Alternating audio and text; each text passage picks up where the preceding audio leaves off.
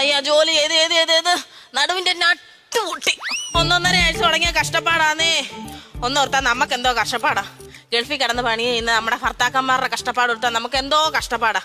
എന്തൊക്കെയാ മീനച്ചാറായി, മാങ്ങ അച്ചാറായി, ചക്ക അച്ചാറായി, പിന്നെ അങ്ങനെ എന്തോ വേണമെന്നാ പറഞ്ഞേ? ഇടിച്ചക്കയുടെ അല്ലല്ല, അങ്ങനെ എന്താ അങ്ങോട്ട് ആവുന്ന കൊണ്ടാക്കി വെക്കാം. ജോസിച്ചായൻ എപ്പോഴാ പോകുന്ന എങ്ങനെ കൊടുത്തു വിടേണ്ടത്? ഹലോ ജോസ് ചായ, ദോശയും ചായ എന്നല്ല പറഞ്ഞ അമ്മച്ചി. കാര്യം പറയാതെ ഇച്ചായൻ്റെ ഒന്ന് കൊടുത്താ ഞാൻ അങ്ങനോട് പറഞ്ഞോളാം.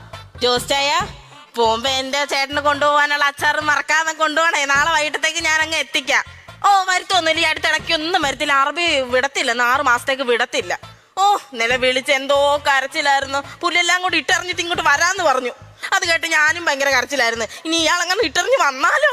പിന്നെ ഒരുവിധം സമാധാനിപ്പിച്ച് ഞാൻ അവിടെ നിർത്തി. പിന്നെ